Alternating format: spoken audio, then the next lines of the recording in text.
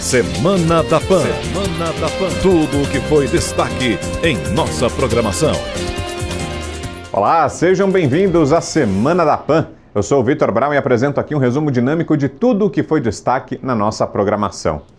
A segunda-feira foi marcada pela reconciliação entre Paulo Guedes e Rodrigo Maia. A trégua foi selada durante um jantar convocado por parlamentares e com a presença de ministros nesta segunda-feira em Brasília. Na semana passada, Maia chamou Guedes de desequilibrado, após o ministro insinuar que haveria um conluio do deputado com a esquerda para barrar o andamento das privatizações. Na saída do encontro, Rodrigo Maia defendeu o teto de gastos e a continuidade da agenda de reformas. E na minha última eleição, a única pessoa do governo Bolsonaro que me apoiou, explicitamente mesmo sem dizer, foi o ministro Paulo Guedes. Infelizmente, nos meses seguintes à Previdência, por divergências, por erros, e assumo os meus, nós fomos nos afastando. E agora na pandemia mais ainda, em alguns momentos até, e semana passada, deixo aqui o meu pedido de desculpa, fui indelicado e grosseiro e não é do meu feitio, ao contrário. A declaração do presidente da Câmara foi espontânea. Já o ministro Paulo Guedes falou ao ser indagado por um jornalista quando Rodrigo Maia já tinha deixado o local. Eu nunca ofendi o presidente Rodrigo Maia. Mas eu nunca ofendi. Sim, mas isso não tem problema. Isso não tem problema. Isso foi uma troca de... Isso não é ofensa pessoal. Isso foi uma troca de opiniões. O presidente Rodrigo Maia falou, olha, você está atrasando aí a reforma tributária, Paulo. Eu falei, olha, e as privatizações aí? Isso são trocas de opinião, não tem ofensa. Agora, caso tenha ofendido o presidente Rodrigo Maia qualquer político que eu possa ter ofendido inadvertidamente, eu peço desculpas também. A reaproximação entre o presidente da Câmara e o ministro da Economia foi comentada no programa Morning Show. Vamos discutir então esse tema. Ô Zé, até quando dura esse acordo de paz, hein? Pois é, um relacionamento de conveniência, né? Paulo, me perguntaram uma certa vez por que em Brasília tinha aquela história de tudo termina em pizza, tudo termina em almoço. E a conclusão que nós chegamos lá, depois de analisar muito intensamente, é de que isso aí está no nosso DNA de animal. Quando se senta num almoço, num jantar, aí nós falamos, temos comida à vontade, a gente não precisa brigar, porque nós temos alimentação. Tradicionalmente o animal briga sempre por comida, né? Então são feras querendo a mesma coisa, ou seja, poder e dinheiro. Esta é a disputa. No início ali, o presidente da Câmara e um grupo de deputados e senadores entenderam que lidar com Paulo Guedes era melhor porque ele seria muito mais liberal do que o presidente Jair Bolsonaro. Então as pautas andariam com maior facilidade. E aí acreditavam no tal posto que mandaria em tudo. Já não é assim e começam as divergências. Esta união aí desse almoço é por conveniência e uma institucionalidade, porque a amizade e tal, isso não existe e nem é bom que exista. Tratam-se de pessoas que estariam, teoricamente, a serviço do país e não em nome das suas amizades e preferências pessoais. Muito bem. Joel, e aí, hein? Até quando a gente vai ter esse clima de estabilidade? E o mercado financeiro reagiu muito bem ontem a esse acordo de paz, né? Reage bem, né? Porque dá alguma esperança de que talvez aquela ideia de que o que o Brasil precisa para se recuperar, né? Uma das coisas é reformas. Outras é o ajuste fiscal ser levado a sério, que talvez tenha alguma chance do governo, junto com o Congresso, conseguirem fazer isso. Então, dá um respiro aí, dá alguma lufada de otimismo. O Rodrigo Maia é um cara empático, né? Ele chora, ele fica sempre emocionado ali, é bonito ver isso. Mas, ao mesmo tempo, hoje em dia, o principal conflito que pode botar tudo isso a perder não vem, na minha visão, de uma divisão entre Congresso, o Rodrigo Maia e seus deputados aliados e a equipe econômica do governo, e sim uma divisão interna ao próprio governo, entre a equipe econômica de um lado, outros ministros, como Rogério Marinho, com outra cabeça de outro lado, junto com os militares, e também do lado deles, políticos do centrão que precisam e querem gasto. Esse é o real desafio agora no Brasil. Um lado quer gastar, o outro lado não quer gastar. Para dificultar as coisas, a população está precisando de dinheiro. Então vai ter que gastar para dar dinheiro para a população. A pergunta é, esse dinheiro vai ser tirado de algum outro gasto? Vai ter algum aumento de imposto? Ou a gente vai fingir, empurrar com a barriga uma bola de neve da dívida que não para de crescer para os próximos anos? Quando o governo anunciou possíveis brechas no teto de gastos, era isso. Não, a gente não vai lidar com o problema fiscal agora. A gente vai gastar mais aqui e vai empurrar com a barriga precatórios, dívidas para pagar depois. Isso não resolve nada, esse é o pior dos mundos. O que precisa é com transparência e com alinhamento entre setores importantes do Congresso e a equipe econômica do governo sentarem juntos, negociarem e dizerem de onde a gente vai tirar o dinheiro que a gente precisa para gastar agora. É um excelente sinal, esse jantar aí com Maia, com Alcolumbre, com Guedes, excelente, perfeito. Mas abraços e choros emocionados não vão cumprir a tarefa difícil de duras decisões que a gente vai ter que tomar.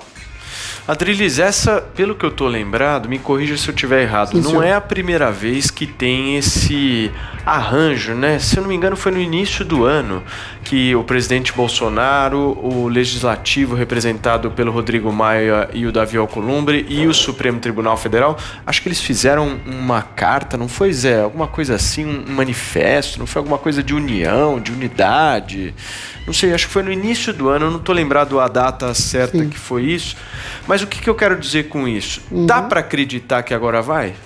Olha, dá para acreditar no seguinte, existe uma relação de aparências entre o Maia e o Guedes, com certeza os dois se detestam, é uma relação de peso e contrapeso, de ódio, de vaidades contrariadas, porque ambos querem angariar os louros advindos das futuras eventuais reformas estruturantes a serem feitas.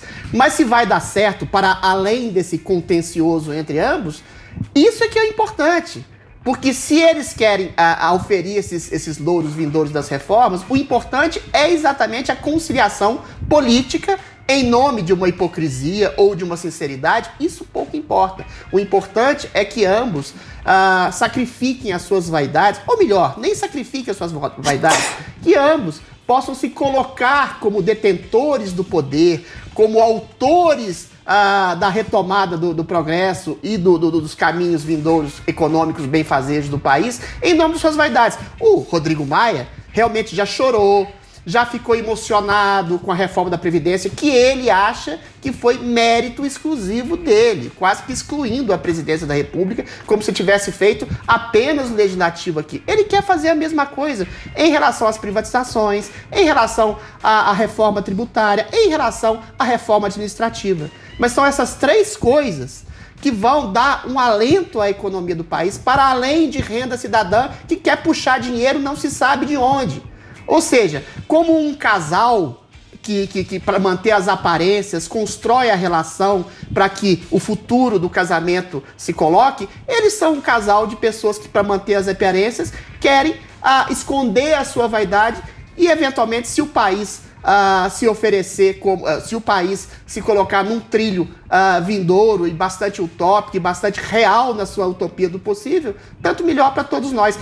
Política é uma espécie de hipocrisia calculada das pessoas que se odeiam, das pessoas que não concordam umas com as outras, para que se coloquem num caminho comum de avanço para o país. E isso que está acontecendo agora. Política é conversa, ainda que seja conversa com quem você odeia ou com quem você discorda.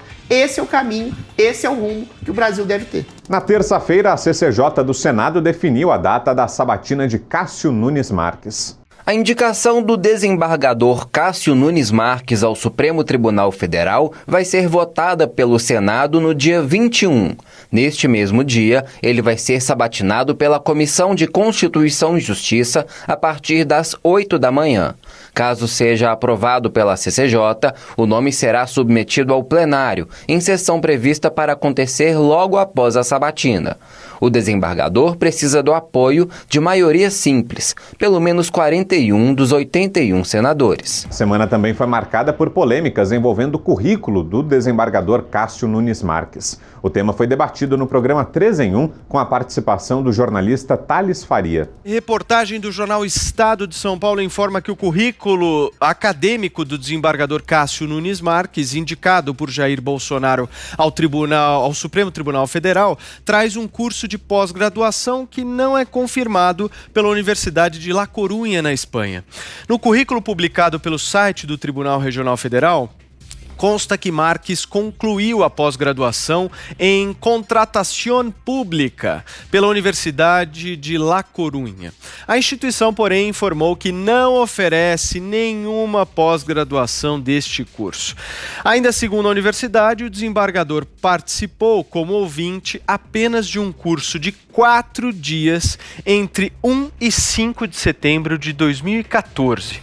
Já uma reportagem da revista Cruzoé informa que a dissertação de mestrado apresentada pelo desembargador à Universidade Autônoma de Lisboa tem trechos inteiros copiados de artigos publicados na internet por um advogado. O plágio em questão é Saltorinho Leal, integrante da bancada de advocacia do ex-ministro do Supremo Tribunal Federal, Carlos Aires Brito. Ainda segundo a reportagem, a dissertação até repete um erro de português, o que evidencia uma cópia, um copia e cola, né? Ctrl-C, Ctrl-V, a partir dos textos de Saltorinho Leal. Em entrevista ao Jornal da Manhã aqui da Jovem Pan, o senador Randolph Rodrigues acredita que o erro identificado no currículo do desembargador Cássio Nunes Marques não deve comprometer a indicação feita por Jair Bolsonaro. No entanto, na visão de Rodrigues, a situação não é considerada grave. Para ele, apenas um caso de falsidade ideológica poderia comprometer os pré-requisitos necessários para ocupar o cargo no Supremo Tribunal Federal. Thaís Oyama, essa fala do senador Randolph Rodrigues não leva em consideração esse plágio que acabou de sair agora à tarde, né? Exatamente, foi agora à tarde que saiu isso, o senador não estava a par disso. Eu acho que essa matéria, essa reportagem da Cruzoé, a que acusa o desembargador de cópia, de plágio, ela joga uma pá de cal no nome do desembargador, ou pelo menos deveria jogar, né? E eu já digo por quê.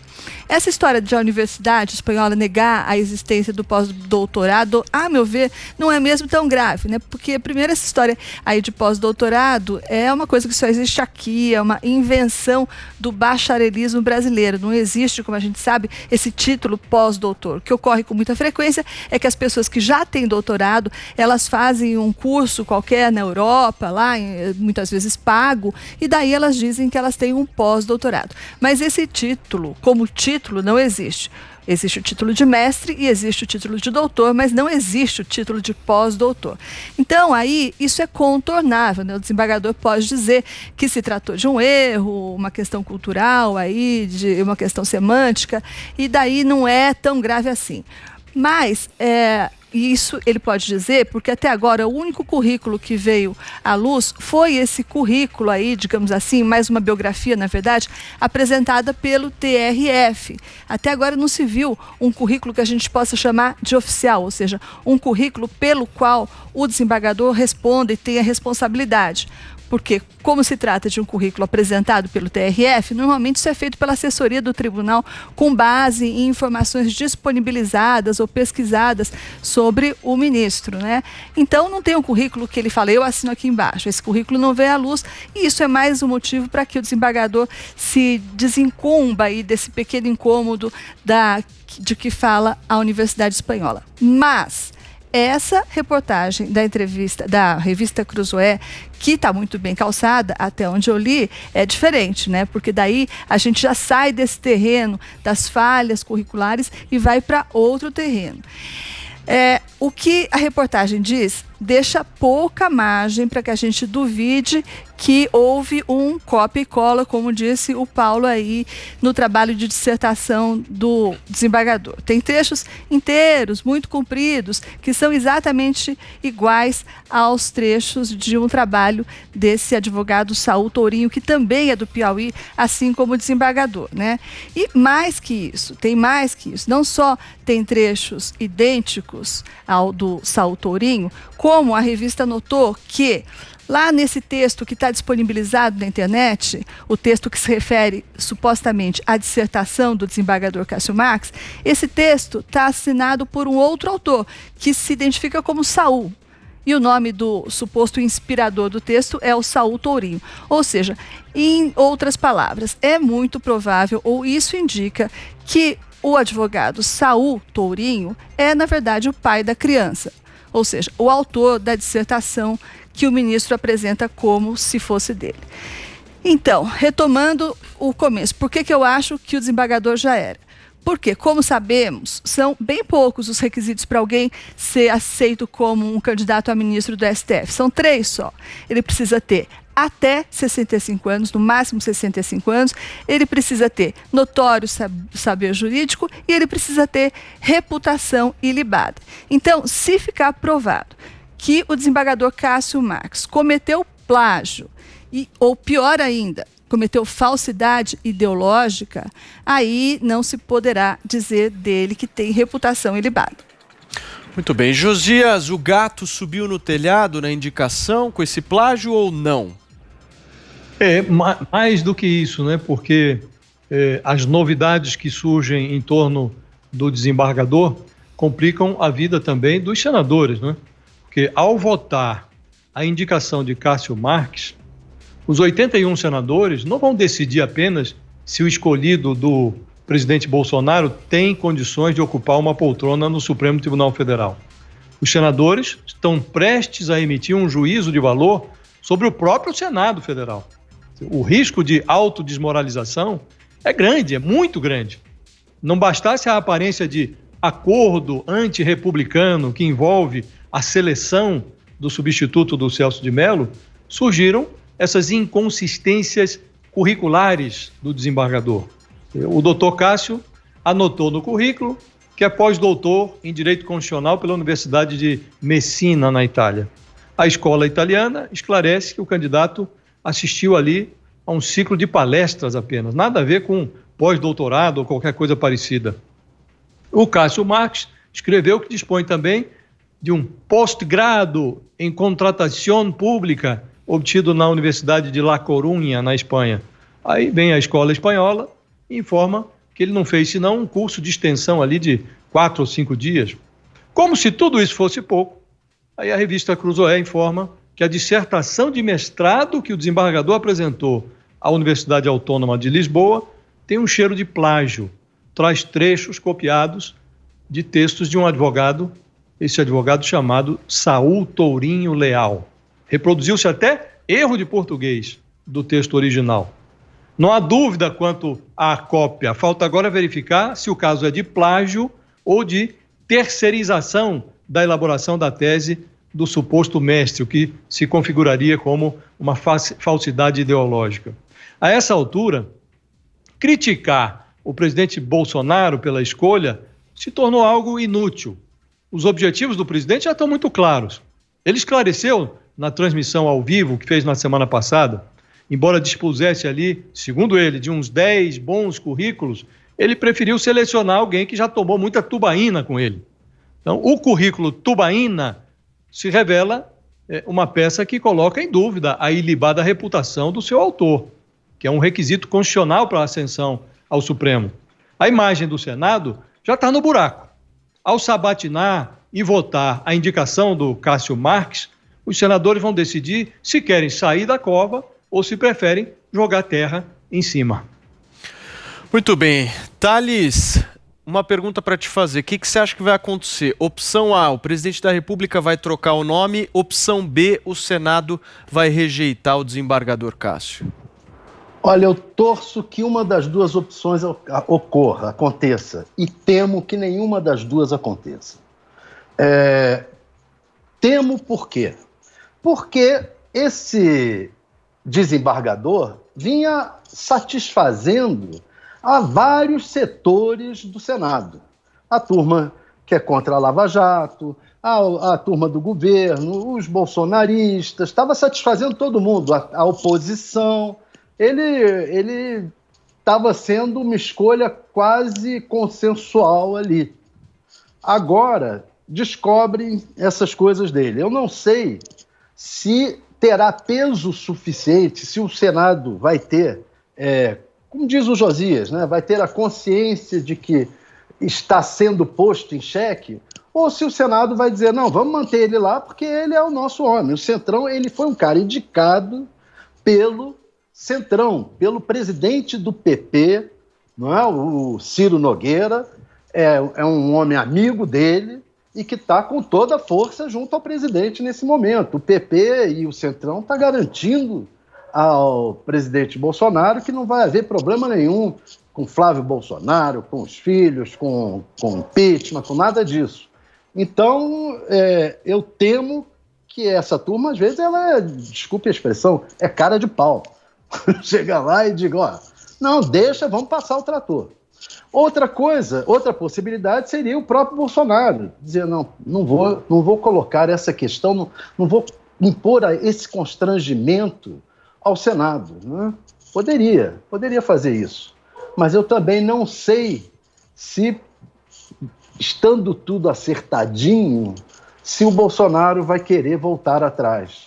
Eu fico em dúvida, eu te confesso que estou em dúvida se essa história de fato será suficiente para mudar. Eu me senti como naquele filme, eu não sei se vocês assistiram, O Dia da Marmota. A pessoa acorda no mesmo dia de comemoração da tal marmota lá nos Estados Unidos, em que tudo se repete. Nós estamos vendo a repetição do caso do Tecotelli. Quer dizer, o cara tem um currículo que é falso, cursos que são falsos e plágio das coisas que escreveu. Isso, no Ministério da Educação, era grave, muito grave. Agora, no Supremo, eu não sei nem... É um absurdo dos absurdos. É como eu estou vendo a situação. Após o episódio, o advogado Saul Tourinho Leal negou ter sido plagiado por Cássio Nunes Marques. As inconsistências reveladas no currículo do desembargador Cássio Nunes Marques dividem o Senado. Nesta terça-feira, o indicado ao Supremo Tribunal Federal se reuniu com a bancada do PSDB. Segundo os senadores presentes, ele abordou o assunto logo no início da conversa e se defendeu. A impressão transmitida aos tucanos foi considerada positiva. Em nota, o advogado Saul Tourinho Leal negou ter sido plagiado por Cássio Marques. Ele diz que há anos nutre uma relação acadêmica com o desembargador, cuja trajetória profissional e acadêmica é orgulho para os juristas do Piauí, do Nordeste e do Brasil. Ainda segundo o advogado, os artigos acadêmicos citados são frutos de debates, discussões e troca de informações acadêmicas que, em conjunto com o desembargador, constituíram um acervo doutrinário comum para ser utilizado na produção de ambos. Na quinta-feira, o ministro Celso de Mello, do Supremo Tribunal Federal, participou da última sessão plenária antes de se aposentar na próxima terça-feira.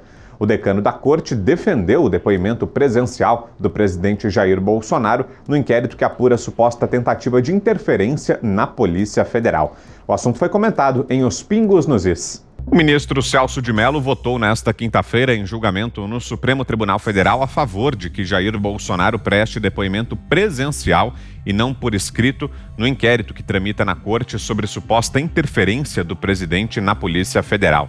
A denúncia foi feita pelo ex-ministro Sérgio Moro.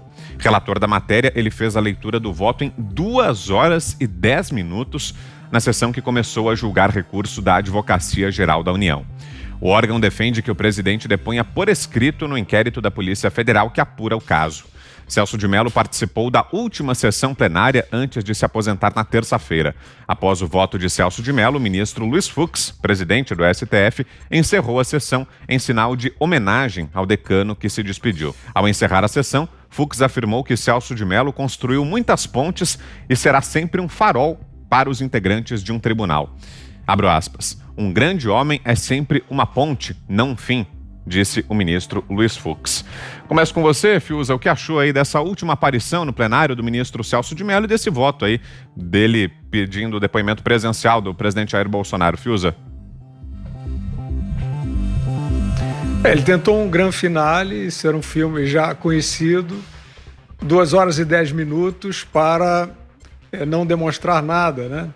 Que seria a necessidade do presidente da República estar presente, né, nesse depoimento. Tá? Não há um argumento sólido em relação a isso, como não há também, não houve, né, um argumento sólido para divulgar, para jogar no ventilador, né, para tornar pública uma reunião de Estado Eu repito isso porque é um precedente muito importante, muito grave, que foi aberto pelo Celso de Mello, também numa decisão monocrática, por motivos pessoais, né? O que guia o Celso de Mello, isso sim, eu acho, Vitor, que fica como um exemplo, né? Um mau exemplo. O Celso de Mello levou o mandato dele, levou a reta final do mandato dele para esse ato de hoje, né? Para fazer um salto ornamental aí, fingindo que está emparedando o presidente da República, né? Fingindo que está sujeitando o presidente da República a se colocar na posição de quem tem que dar explicações ao vivo, né?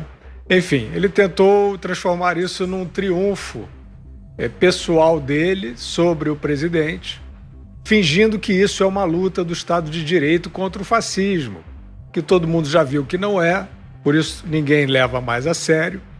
Mas ficam essas decisões, fica esse voto de hoje e fica a decisão de abrir uma reunião de Estado sem necessidade, que ele também não conseguiu demonstrar. Ele é prolixo, ele fala muito, ele escreve muito, mas ele não consegue demonstrar, ele não tem sentido nas palavras, né? E fica então demonstrado como se faz para usar a máxima corte do país em benefício próprio, em benefício de uma luta que não existe, que não é a luta da sociedade. E vamos ver se o restante da corte vai manter essa decisão ou se, na ausência do Celso de Mello, eles vão começar a voltar à razão, que foi o que o ministro Luiz Fux, presidente atual do STF, começou a indicar. Diga, Zé Maria. Vitor, a passagem de Celso de Mello pelo Supremo Tribunal Federal é realmente digna de estudo, né? Foram 31 anos no Supremo Tribunal Federal. Ele foi indicado ainda pelo ex-presidente José Sarney, num momento muito importante da vida do Brasil, no momento da reabertura, primeiro presidente civil e uma constituinte em andamento, né? O estudo, a votação e o estudo de uma nova Constituição para o Brasil, que acabou promulgada em 98. De lá para cá, o Brasil mudou, o mundo mudou, mas os votos do ministro Celso de Mello não. Sempre demorados, empolados, e ele desce a detalhes, e isso agrada uma área do judiciário que ainda está presa ao antigamente e não vê a realidade do Brasil. Celso de Mello é muito benquisto, sim, pelos advogados, pelos ministros. A despedida dele aqui em todos os setores, na segunda turma, no plenário, houve elogios, choros, soluços do ministro Gilmar Mendes, mas o Supremo Tribunal Federal deve ser renovado. Não é possível que um ministro fique 31 anos naquela cadeira do Supremo Tribunal Federal.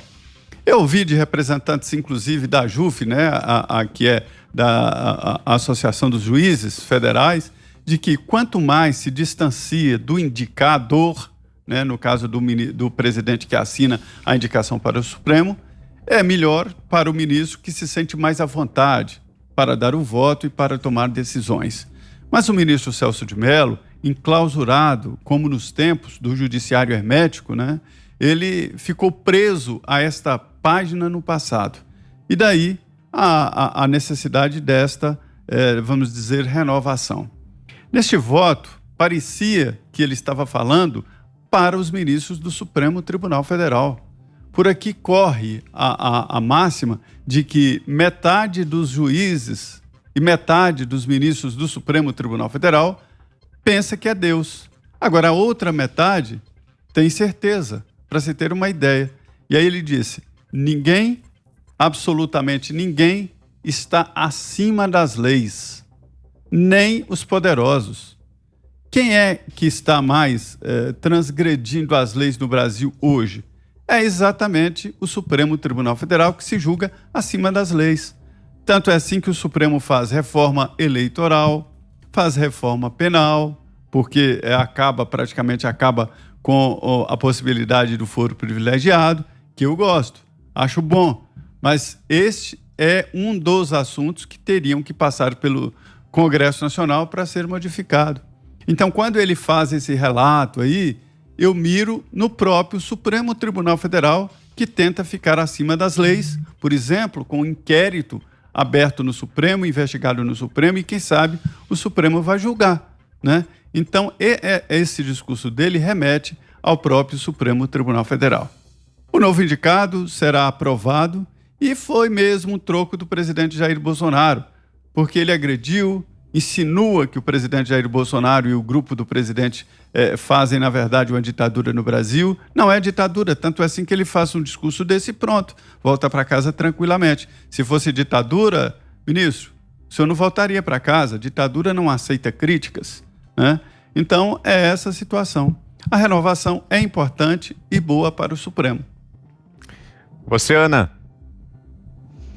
Vitor, eu acho que Celso de Mello ele é exatamente a personificação do que nós tentamos e não queremos mais na nossa corte mais alta, que é o ativismo judicial, né? Essa mania de legislar.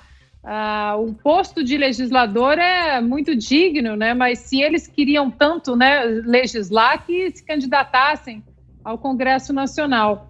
Esse é um debate, Vitor, que acontece já aqui nos Estados Unidos há muito tempo sobre como a corte mais alta de um país, como ela pode ser muito prejudicial à nação quando ela começa a legislar e colocar o seu ativismo aí em voga à luz do dia. A gente vê que agora com a recente morte da juíza Ginsburg, uma juíza extremamente progressista, ativista, que gostava muito de legislar, obviamente, né, todo o espectro político, tanto a direita como a esquerda, prestaram as devidas condolências ali à morte dela, mas uma parte da Suprema Corte Americana extremamente ativista foi embora junto com ela, e isso, de uma certa forma, coloca a Constituição, de novo, como o principal norte, né,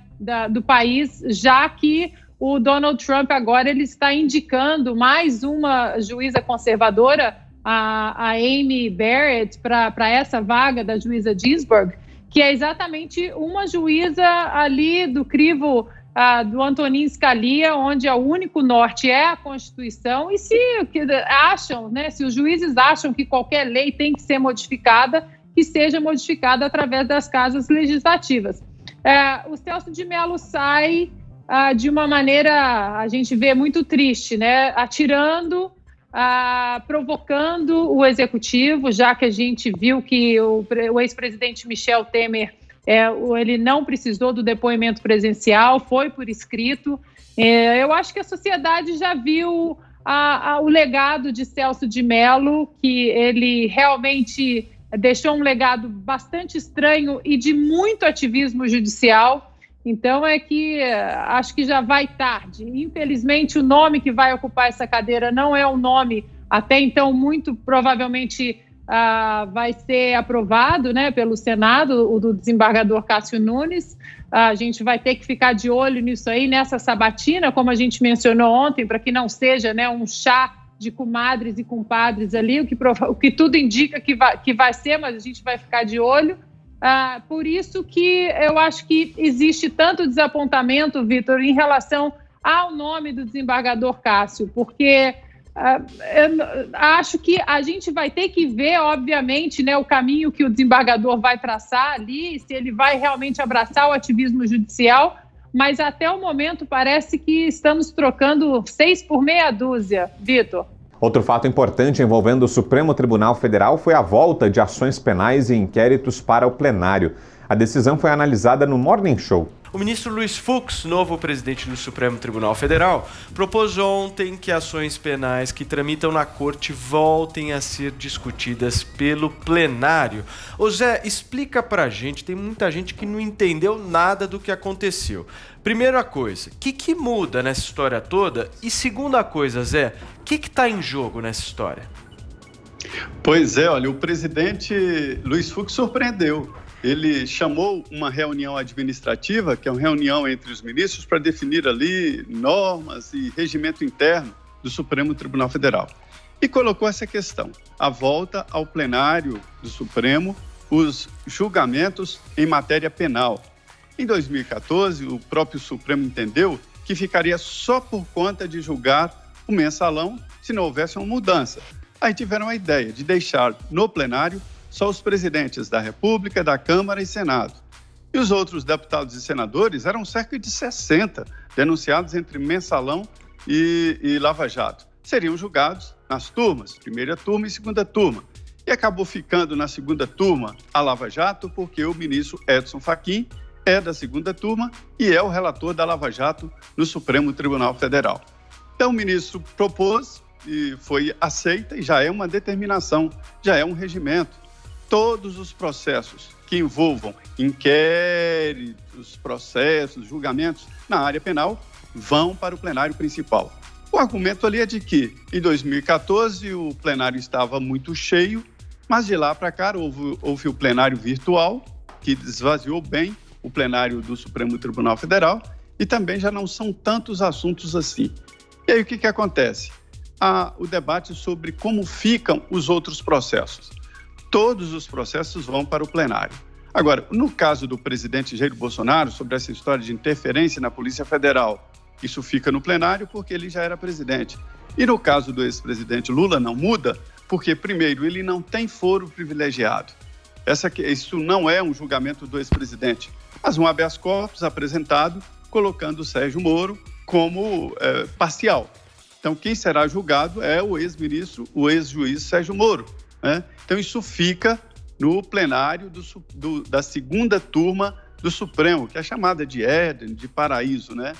E o Gilmar Mendes se transformou no senhor do caso.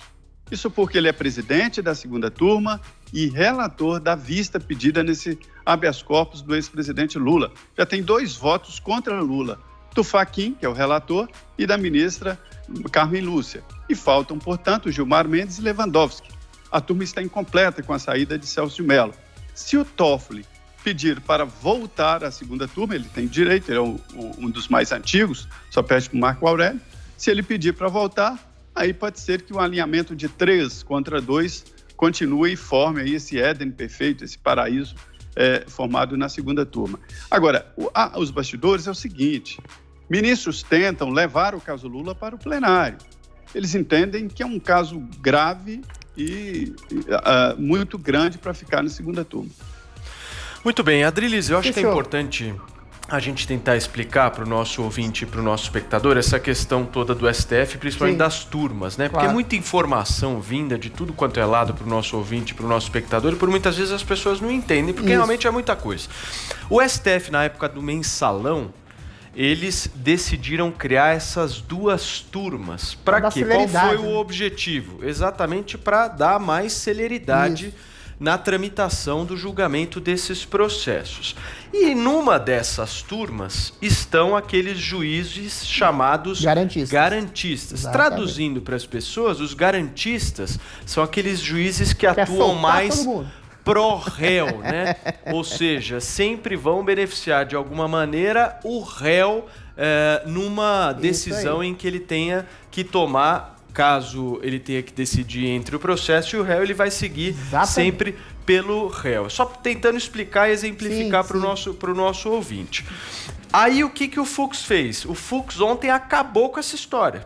Resolveu acabar com essa história de turmas. Ponto, né? Exatamente. E voltou para a decisão geral de tudo via plenário. O que beneficiou a Lava Jato e as operações de combate à corrupção, porque retira essas decisões dessa turma, desses garantistas, e joga para uma discussão para 11 ministros, para uma composição um pouco maior. O que eu queria te perguntar é o seguinte: você acha que vai ter retaliação contra essa decisão do Fux?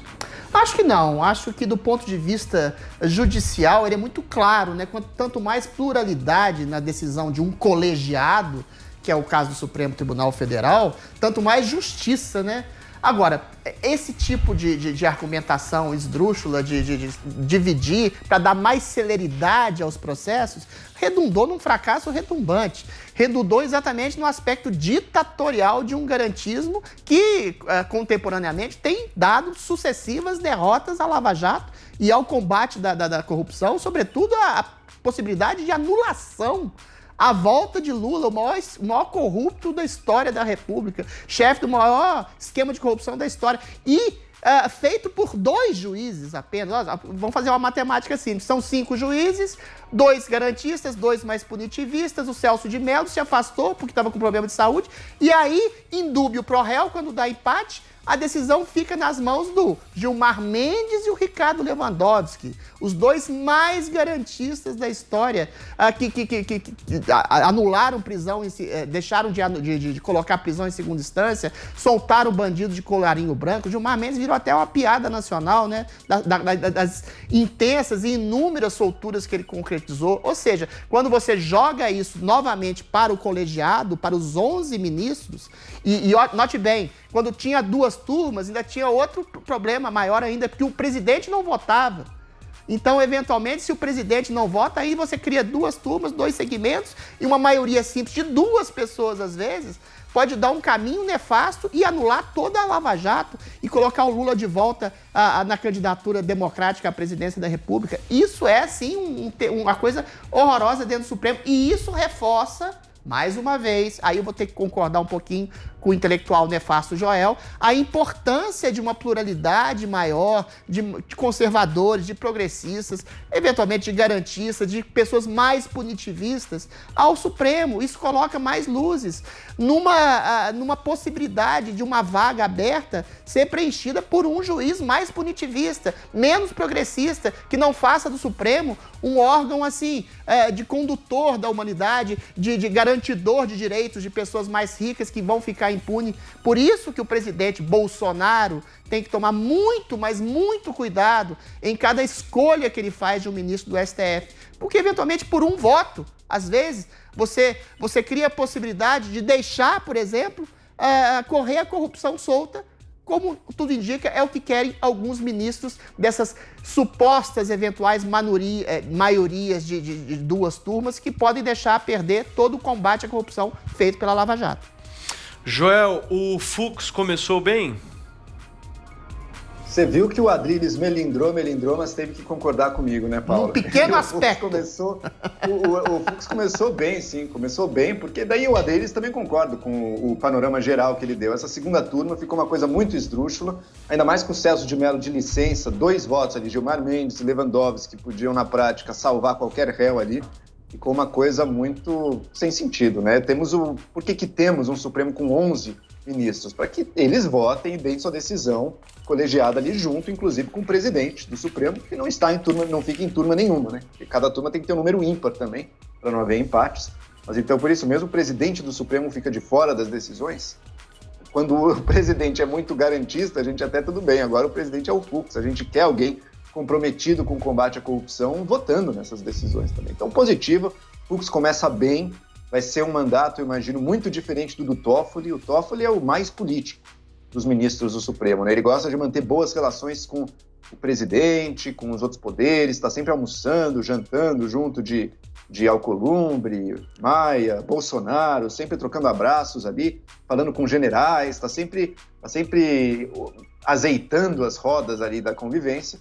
Mas na hora de tomar uma decisão mais concreta, por exemplo, para reduzir a impunidade, para melhorar o funcionamento da nossa justiça, não se esperava grande coisa dele. Do Fux, sim, em Fux we trust, como dizia Sérgio Moro lá nas mensagens apreendidas. Foi ele ou foi o Deltan? Um dos dois ali falou isso nas mensagens apreendidas. E, de fato, o Fux é um dos bons nomes do Supremo, comprometido com o combate à corrupção.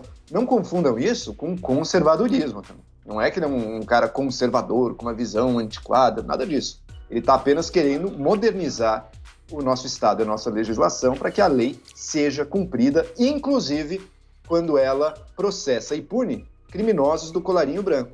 Vamos lembrar que para um criminoso comum, uma pessoa pobre, ela vai para a prisão antes da primeira instância, porque ela está em investigação, já está presa preventivamente. Para um criminoso rico, não. ele vai preso depois da última, que nunca chega, né, com tantos recursos que é possível ter. Então, que bom que o Fux chegou já, começando com o pé direito, fazendo mudanças para reduzir a impunidade do crime de colarinho branco no Brasil. Nos últimos dias, uma declaração de Jair Bolsonaro sobre a Operação Lava Jato agitou o noticiário. Olha, o presidente Jair Bolsonaro foi enfático ontem ao afirmar que a Operação Lava Jato já não é tão necessária quanto era nos outros governos. Durante solenidade aqui no Palácio do Planalto, o presidente afirmou que a corrupção já estaria sob controle. Que eu não quero acabar com a Lava Jato. Eu acabei com a Lava Jato. Porque não tem mais corrupção no governo. Após a repercussão, o presidente da República explicou a fala. O presidente Jair Bolsonaro rebateu ontem críticas à afirmação dada por ele essa semana de que a Lava Jato teria acabado. O presidente deu o caso por encerrado e disse que seria a última vez que ele falaria sobre o assunto, porque toda a polêmica se deu por conta do que ele chamou de figura de linguagem. Bolsonaro reafirmou que não há denúncia de corrupção contra o governo dele. Então o pessoal fala que eu estou acabando com a Lava Jato. Quem fala isso aí, né, ou é o desinformado ou está de má fé. Ou está com dor de cotovelo. 1 ano e 10 meses sem corrupção em nosso governo. E o cara fala, obrigação. Eu sei que é obrigação. Tá? Mas no passado você não tinha isso. Em meio à polêmica, o ex-ministro Sérgio Moro voltou a criticar o governo. O assunto foi discutido em Os Pingos nos Is. Os integrantes da Força Tarefa da Lava Jato do Paraná divulgaram nesta quinta-feira uma nota após a fala irônica do presidente Jair Bolsonaro de que ele acabou com a operação, pois não há mais corrupção no governo. Para os procuradores, o discurso do chefe do executivo indica desconhecimento sobre a atualidade dos trabalhos e a necessidade de sua continuidade, mas, mais que isso, reforça a percepção sobre a ausência de efetivo comprometimento com o fortalecimento dos mecanismos de combate à corrupção. Mostrando que seu suposto arrependimento de tentar sabotar o governo era mentira, o ex-ministro da Justiça e Segurança Pública Sérgio Moro também reagiu às declarações de Bolsonaro. Ele postou no Twitter o seguinte: as tentativas de acabar com a Lava Jato representam a volta da corrupção. É o triunfo da velha política e dos esquemas que destroem o Brasil e fragilizam a economia e a democracia. Esse filme é conhecido. Valerá a pena se transformar em uma criatura do pântano pelo poder? Moro não se arrependeu do conteúdo e ainda não apagou a mensagem. Zé Maria. Pois é um debate eterno aqui sobre a Lava Jato. A Lava Jato será retratada nos futuros livros de história como a libertação real do país de um jugo criminoso. Eu vou repetir aqui o que eu já disse há tempos, de que esses que caíram na Operação Lava Jato, o Partido dos Trabalhadores e os partidos que apoiaram o PT, que não foi só o PT, o MDB, o PTB, o PP, esses partidos políticos formaram um grupo para saquear os cofres públicos. Então, em primeiro lugar, eles minaram um dos pilares da democracia e talvez uma das maiores invenções da humanidade, que é o mercado. Conseguiram deturpar o mercado. De que forma? Não havia licitação, havia um jogo combinado. Eles pagavam os poderosos de plantão para ganhar as obras, né? E aí pronto. E foi assim que empresários corruptos saíram à compra aqui em Brasília como quem vai no supermercado. Comprava senador, comprava deputado, comprava ministros, presidente da República e assim por diante. Me relatam deputados que não foram comprados de que eles até foram desdenhados por esse grupo que se considerava o poder. O segundo pilar que foi, vamos dizer assim, corrompido e detonado por este grupo foi o pilar mais grave da democracia, que é eleições. Dilma chegou a gastar 1 trilhão de reais, aliás, 1 bilhão de reais, 1 bilhão de reais, Dilma gastou, segundo a delação do Antônio Palocci. É muito dinheiro. Se isso não é comprar votos, se isso não é investir com poder econômico sobre as eleições, eu não sei mais o que é. Portanto, fraudou primeiro o mercado e depois as eleições. E dizer que uma operação dessa, que um grupo, uma força-tarefa dessa não fez história no Brasil, seria um cego e seria fechar os olhos para a realidade. Agora, a Lava Jato de Curitiba, ela está viva. Ela não acabou. E nem vai acabar, porque o conteúdo que ela tem lá é muito grande e leva para julgamentos aí, governadores, prefeitos, outros deputados. Isso tem que ser investigado ainda. E, além disso, a Lava Jato acabou criando franquias, como no Rio de Janeiro, São Paulo, Minas Gerais, né, e outros estados. E isso é muito importante. Foram investigações oriundas ali nos depoimentos e documentos da Lava Jato. Lava Jato não é só delação e não é só depoimento. Tem muito documento. Foi ali uma junção de policiais federais, né, e a participação importantíssima da Receita Federal. Auditores da Receita Federal davam luz às operações. Quando nas operações os policiais entravam numa casa, sabiam, graças a informações da Receita, dos técnicos da Receita, de que ali tinha riqueza indevida, ou seja, a possibilidade alta de encontrar bens luxuosos, dinheiro, joias e obra de arte. Ficava muito evidente. E, evidentemente, do Ministério Público e de um juiz. O juiz Sérgio Moro, que atuou muito bem, dando apoio a esta movimentação. E a Lava Jato continua. Quanto à fala do presidente Jair Bolsonaro, eu sabia, nós falamos aqui, que esta fala seria aproveitada de uma forma, vamos dizer assim, maliciosa. O presidente foi irônico e falou a verdade. No governo não há essa concepção de que fraudar, a concepção de que esses empresários corruptores mandam. Isso não, né? Na Controladoria Geral da União, o ministro Wagner Rosário me mostrou, né, um processo interessante com a inteligência artificial, tecnologia moderna, que vai atrás do dinheiro e está possibilitando ações nos estados e municípios que roubaram dinheiro agora da Covid e os poderosos, ainda lá, prefeitos, governadores, presos ou investigados ainda no exercício da função. Com a boca na botija, como se diz popularmente. Não tiveram tempo de gastar o dinheiro ou apagar as provas. Então o governo é assim. Só que eu não acredito no fim da corrupção. Isso não existe. Eu digo sempre que corrupção é como unha. Tem que cortar todos os dias. Países em que a corrupção se combate com a pena de morte, fuzilamento, mesmo assim há corrupção. Então o que é preciso? Trabalhar dia a dia para combater a corrupção. Repito, a fala do presidente Jair Bolsonaro, todo mundo sabe. Só maldade que não sabe. Foi de uma maneira figurada e uma maneira irônica para dizer que o governo dele, a cúpula do governo, não trabalha nos caminhos da corrupção. Diga, Fiuza. O Bolsonaro também já está gostando desse jardim de infância, né? Porque isso é um jardim de infância, né? O presidente diz, não, uma frase de efeito, né? Eu acabei com a Lava Jato porque o governo não tem corrupção. Também não precisava falar isso, né? Mas ele que sabe o que ele fala. E eu acho que ele já está gostando, porque ele sabe que a criançada ia aproveitar essa fala para dizer, não acabou não. Porque tem uma parte, Vitor, da Lava Jato, a parte que trabalha menos e fala mais, que vive disso. O próprio Deltan Dallagnol, que fez história, né, nesse banho de justiça que o Brasil levou, e o Deltan é um dos heróis disso, ele depois ficou meio no meio do caminho. Ele vestiu ali meio uma camiseta de Rodrigo Janot, que era um fanfarrão na Procuradoria-Geral da República, que não tinha nada a ver com a Operação Lava Jato.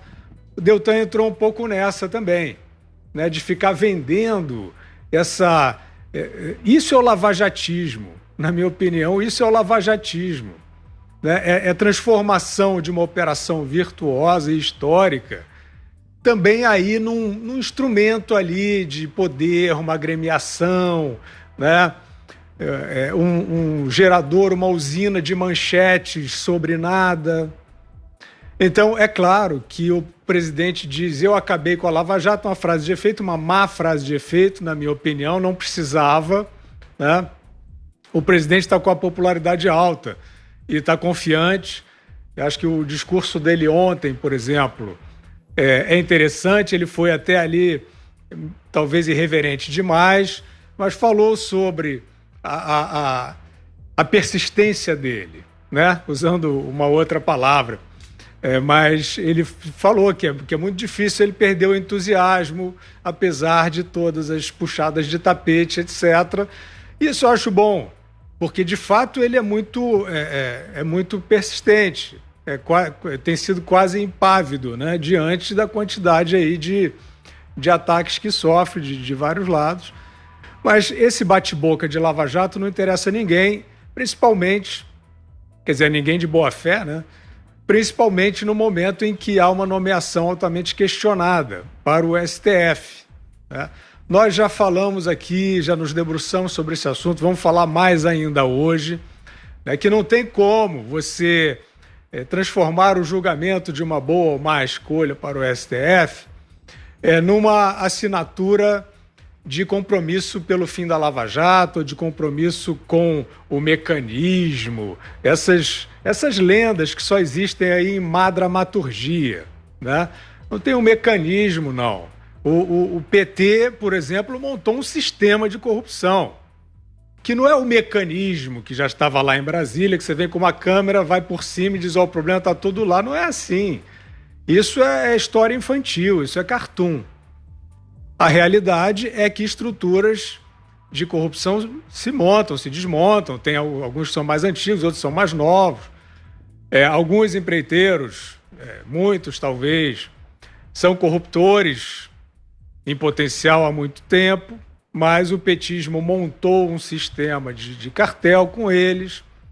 Então, cada momento é momento, cada caso é um caso. Você levar isso tudo para dizer que o Bolsonaro tem um acordão porque abraçou o Dias Toffoli, isso é laranjada.